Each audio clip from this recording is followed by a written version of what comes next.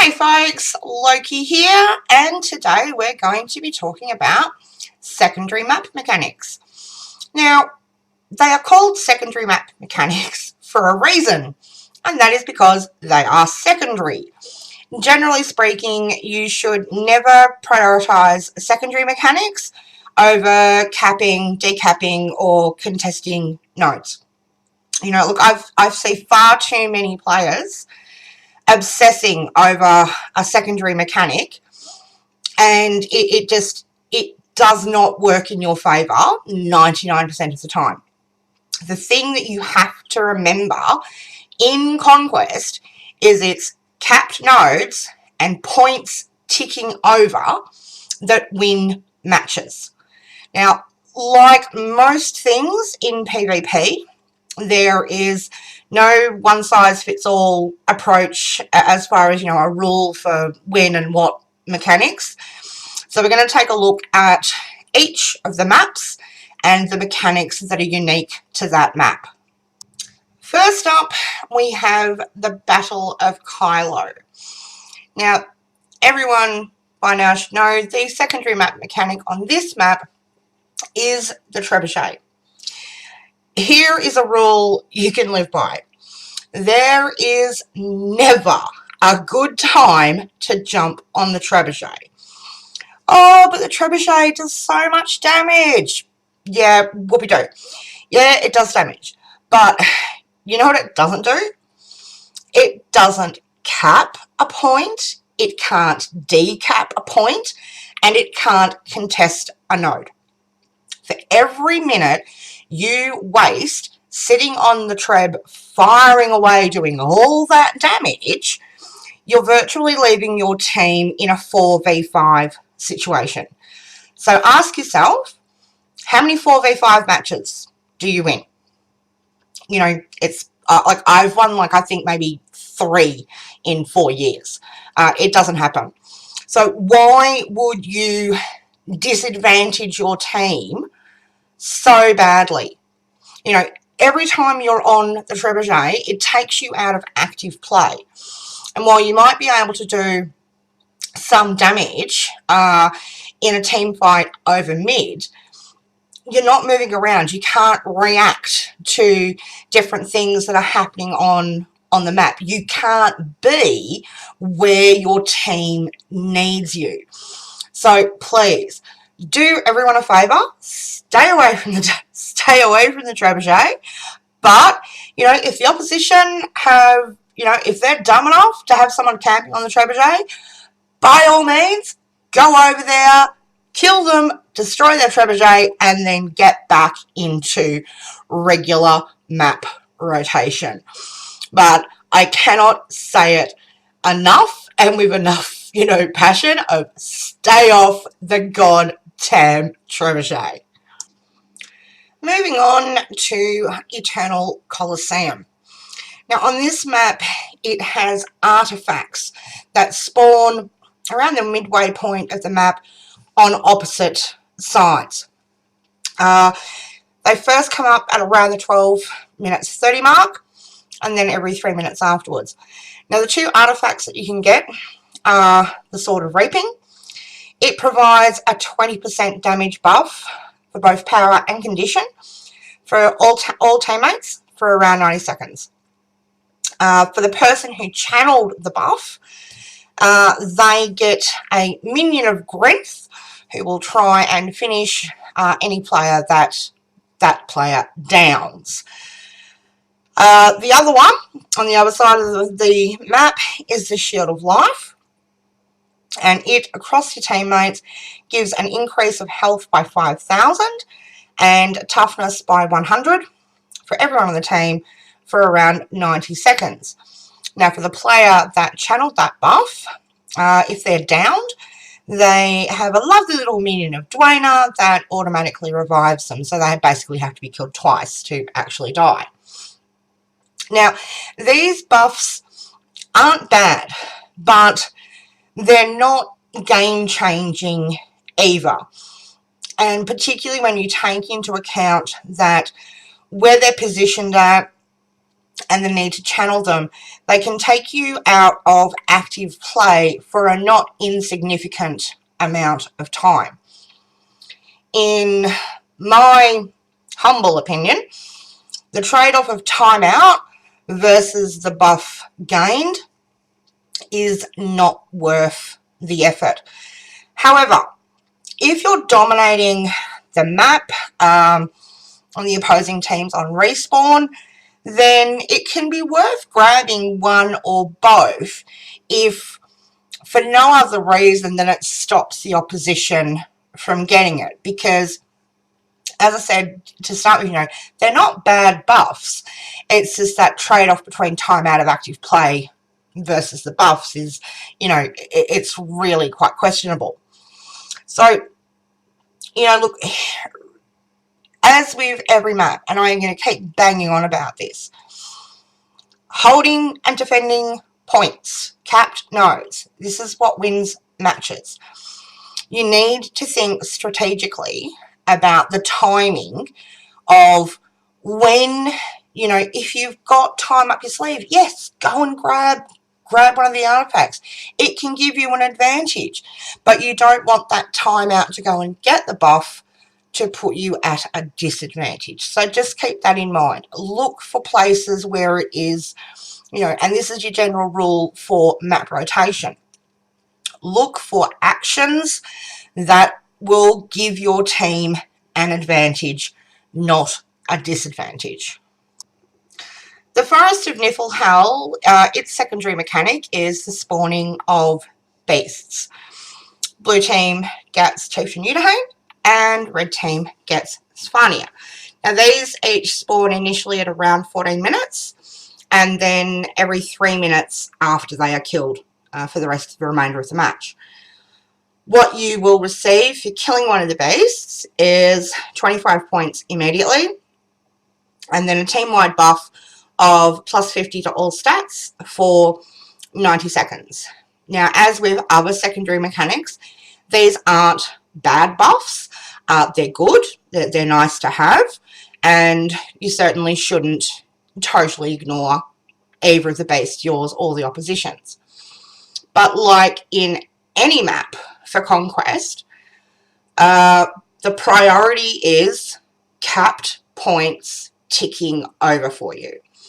So if, the opposition has full capped home just before, your base spawns, go home, cap it, decap it, cap it back for your team, and then go kill the base. Remember, in every map, the priority is capping points and having them ticking over. Don't ignore the beasts, because really that 25 point immediate is, I've seen that win matches. So it's not something don't ignore it, but don't fall victim to the obsession of killing the beasts at any cost, because that cost can be the match if you're not also ticking over points from capped nodes. So just keep that in mind. As I said, it's great to get that 25 points. The buff is nice, but it's not going to feel real nice if you lose, because rather than capping and having points ticking over, you were faffing around trying to kill beasts. Legacy of the Foefire has the secondary map mechanic of the Lord and the minions that protect him. Before you can get to the Lord, kill him and get that 150 points, you have to break down one of the gates into the opposition's base.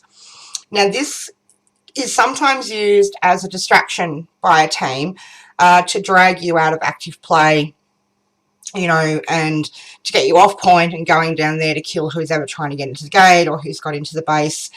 And I've seen it used very effectively, distract people, drag them all off point, and yeah, game over. They get so far ahead that you just can't catch up. But, as I keep saying and will keep saying, in Conquest, the way to win is by having capped points ticking over. There is nothing quite so frustrating as seeing that one guy who wants to keep rushing the Lord at every respawn and effectively leaving you 4v5.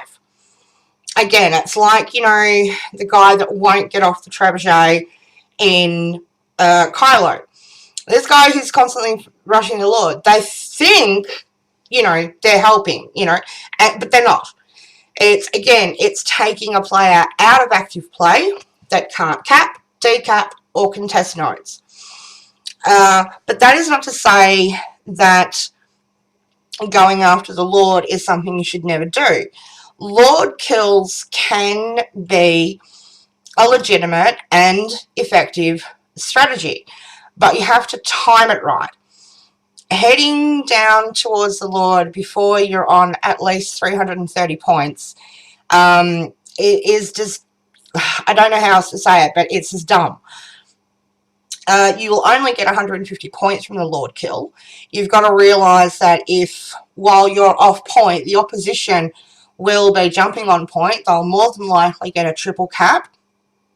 And so those points will be ticking over rather rapidly for them while you're trying to deal with the Lord.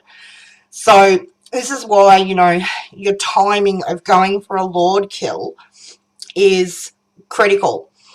It can also be used as a last-ditch effort to win. Your team might be sitting on, you know, 350 points plus. The opposition are on, you know, 400 plus.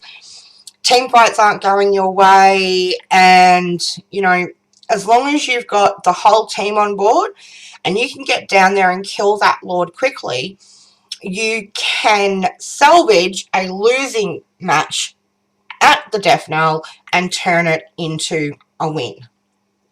But as in every other map, and as I keep saying, and we'll keep on saying, you know, time it. Think about what you're doing, and does it give your team an advantage, or is it just taking you out of active play without achieving anything meaningful? Revenge of the Capricorn has the secondary map mechanic of the bell, which I'm sure, you know, anyone's played on the map, they know what I'm talking about, the bell. It spawns initially at around 12 minutes 30 and then every 3 minutes afterwards. It is possible for the two teams to contest the bell for so long that after it's won, that the next bell will spawn immediately afterwards. Which is, you know, when that happens, you know that you're all having a very hotly contested match, which is a good thing. Now, the bell increases in value for each one that you win. So the first bell is 25 points, the second is 50, the third is 75 points, and the fourth bell, which I've never seen, matches don't usually go that long, the fourth bell is 100 points.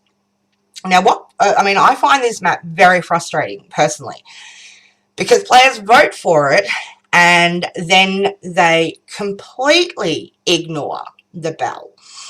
Unlike in other maps where players, to the detriment of their team, fixate on secondary map mechanics, Revenge of the Capricorn seems to have the opposite effect of people just ignore it. And, you know, look, if you're playing in Legendary Division, where the whole strategy of how to win and play is completely different to, you know, say Gold 2 and downwards, you can't ignore this secondary map mechanic, because each time a team wins it, the value for it goes up. And so you can win or lose on the premise of who wins the bell. I've seen in matches where my team is completely dominating and outplaying in every way and not contested the bell or not contested it hard enough and just lose. you know, because, like I said, 25, 50, 75 points for just standing there, it's too much to ignore. Now, the first time the bell spawns, there is an argument for if you've got a double cap, you know, it's okay, let the first bell go, you know, and you can get a triple cap out of it. That's all well and good, but then you really have to contest the second bell because it'll only be worth 25 points to you, but it'll be 50 to the opposition. To my way of thinking, and, you know, look, I'm not a pro, don't think I'm that great at PvP, so take this with a grain of salt. I just think from a strategic standpoint that you're better off to contest every bell rather than selectively contest. You know, look, getting the bell, even if you're winning by a country mile, it serves the purpose of, if you get it, the other team can't. And I think that alone makes it worth fighting for. Secondary map mechanic on Skyhammer is its namesake, the Skyhammer. Now, the Skyhammer will first spawn at around 12 minutes and then every 3 minutes after that. Now, while Skyhammer is not a game-changing mechanic, it's neither totally useless, say like the Treb in Kyhlo. Now, if you successfully capture the Skyhammer, what it will do is it will decap any nodes held by the opposition. It will also dish out significant damage to any opposition players standing on point, and it's got a fairly large area of effect. So that's great if you win it. Now, winning Skyhammer, it can be very effective at changing the momentum of a match for you. You could be, you know, a little bit behind, maybe you wiped at the first team fight or whatever, and then capturing Skyhammer, it sort of starts to pull you back into a place where you can add momentum rather than continuing to sort of just get, you know, outplayed. But it's not something, even though it can be a great advantage to you to win Skyhammer, it's not something that you want to dedicate the whole team to doing. Probably, you know, 2 to 3 players to contest Skyhammer, and then having, you know, a couple of players on your team still out in active play, rotating. That's probably the best use of your team, and in not ignoring the Skyhammer secondary mechanic.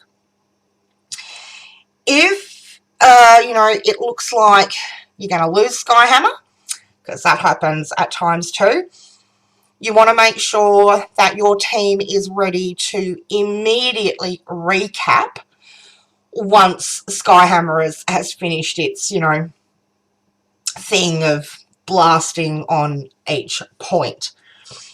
I don't really want to spend a lot of time talking about Skyhammer because it's just, as I said, it's not going, don't totally ignore it, but don't devote all your resources to it. Again, like any other map mechanic, make sure that it is giving you an advantage and not disadvantaging your team. Lucky last, we come to Temple of the Silent Storm. On this map, you have 2 buffs occurring at different times. The upper buff is Stillness. It will spawn initially at 11 minutes 30, and then every 3 minutes after that. Tranquility, which is the buff that spawns in the lower level of that map, it spawns initially at 8 minutes 30 and then again at 3 minutes 30. However, I have never seen a game go that long that Tranquility spawns again. Okay, now with these 2 buffs, I don't like to call them game changing, but they can have a pretty big impact on the outcome of a match if you as a team, like if you dominate and get them every time. Now with Stillness, the one that comes up on the upper level, when you get Stillness, it gives you an extra point for every node you have fully capped. So if you're holding home and mid, you will get 2 points for holding them, and then an additional 2 points while the Stillness buff is active. Now, winning that the first time at 11 minutes 30, that can help provide you with a bit of a buffer in the score. So, you know, say you do something stupid, it's a little bit of wriggle room. Then at 8 minutes 30, Stillness comes up again, and so does Tranquility. So Stillness, as we know, is going to give us extra points for every node we have capped. And this is where you want to get that combo of Stillness and Tranquility, because Tranquility will full cap every node on the map, so home, mid and far, yours, and it will launch any opposing players off the point if they happen to be standing on it. So when you get that combo of Stillness and Tranquility, you start then for about, I think it's around a minute, maybe minute 30, and you'll be ticking over 6 points to the opposition's none. And I have seen teams come back from what looks like absolutely guaranteed we're going to lose, and you get that combo at 8 minutes 30 of Stillness and Tranquility, and you can completely turn a match around. This is probably, like, it's one of the few maps that I will say, do not ignore the secondary map mechanics. You need to be aware of when they spawn and what the effect is of each buff.